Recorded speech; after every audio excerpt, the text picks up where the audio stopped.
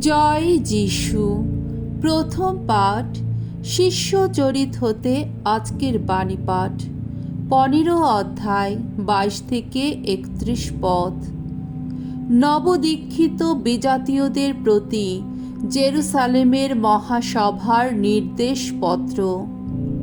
মহাসভার শেষে প্রেরিত দূতেরা ও প্রবীণেরা স্থির করলেন যে নিজেদের মধ্য থেকে কয়েকজনকে বেছে নিয়ে পল ও বার্নাবাসের সঙ্গে তাদের আন্তিওকে পাঠিয়ে দেওয়া হবে।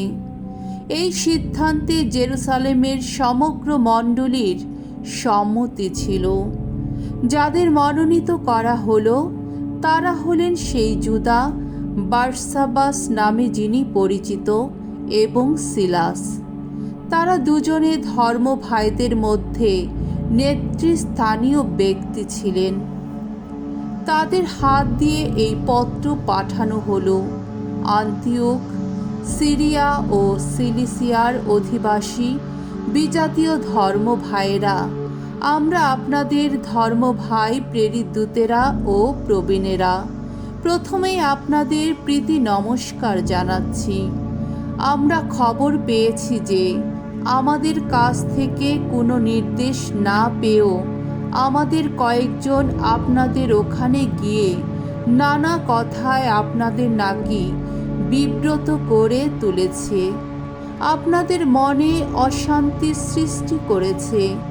সেই জন্যে আমরা সকলে একমত হয়ে স্থির করেছি যে আমাদের প্রভু যীশু খ্রিস্টের নাম প্রচারের জন্যে যারা নিজেদের জীবন পণ করেছেন, আমাদের সেই প্রিয়তম বার্নাবাস ও পলের সঙ্গে আমরা মনোনীত কয়েকজনকেও আপনাদের কাছে পাঠিয়ে দেব। তাই আমরা এখন আপনাদের কাছে জুদা ও সিলাসকে পাঠাচ্ছি।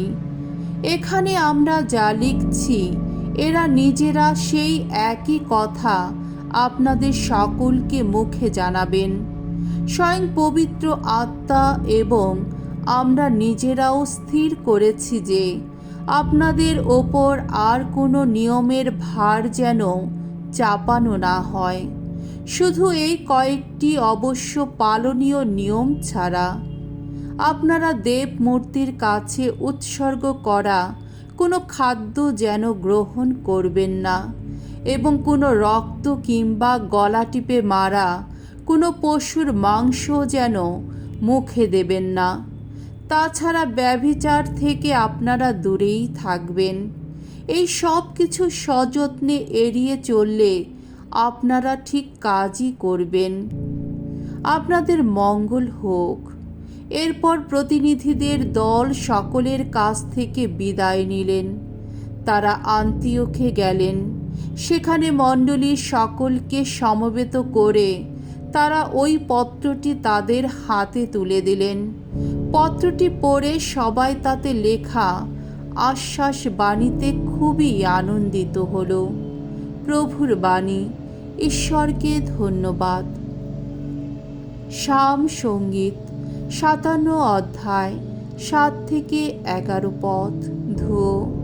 হে প্রভু, সবার সামনে তোমায় আমি জানাবো ধন্যবাদ। এখন চিত্ত আমার সুস্থির হয়ে আছে, ওগো ঈশ্বর। চিত্ত আমার সুস্থির হয়ে আছে। আমি এবার গাইব গান, গাইব সাম গান। হে আমার প্রাণ, আজ জেগে ওঠো তুমি। আহা, বেজে ওঠো আমার সেতার, বাজো হে আমার বীণা। উষাকে এবার জাগিয়ে তুলব আমি। হে প্রভু, ভিন জাতির মানুষ যারা, তাদের সামনে গাইব আমি তোমার গুণগান। ভিন দেশি যারা, তাদের সামনে করব তোমার শ্রুতি। আহা, কি মহান আকাশ ছোঁয়া ওগো তোমার করুণা। মহান তোমার বিশ্বস্ততা, সে তো মেঘলোক প্রসারিত। ওগো ঈশ্বর, ঊর্ধ্বলোকের অতীত তোমার সেই যে গৌরব, এবার তা প্রকাশ করো। জগৎ জুড়েই বিরাজিত হোক তোমার আপন গরিমা। বাণী বন্দনা। জয় মৃত্যুঞ্জয়, জয় তোমারই জয়। তোমাদের আমি বলেছি বন্ধু, আমার পিতার কাছ থেকে যা কিছু শুনেছি আমি তোমাদের সবই জানিয়ে দিয়েছি আমি। জয় মৃত্যুঞ্জয়, জয় তোমারই জয়। যোহন রচিত মঙ্গল সমাচার 15 অধ্যায় 12 থেকে 17 পদ। তোমাদের আমি এই আদেশ দিচ্ছি, তোমরা পরস্পরকে ভালোবাসবে।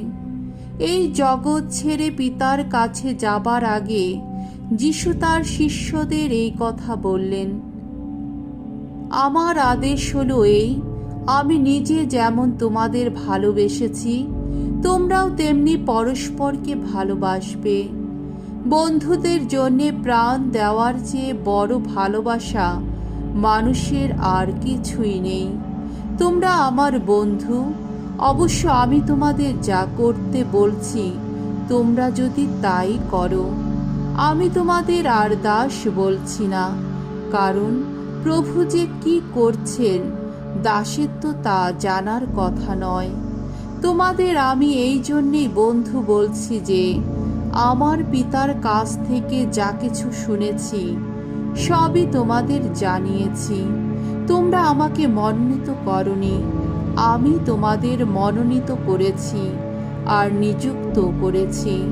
আমি চেয়েছি তোমরা কাজে এগিয়ে যাও, তোমরা সফল হও, স্থায়ী হোক তোমাদের কাজের ফল। তাহলে পিতার কাছে আমার নামে তোমরা যা কিছু চাইবে তিনি তাই তোমাদের দেবেন। তোমাদের আমি এই আদেশ দিচ্ছি, তোমরা পরস্পরকে ভালোবাসবে।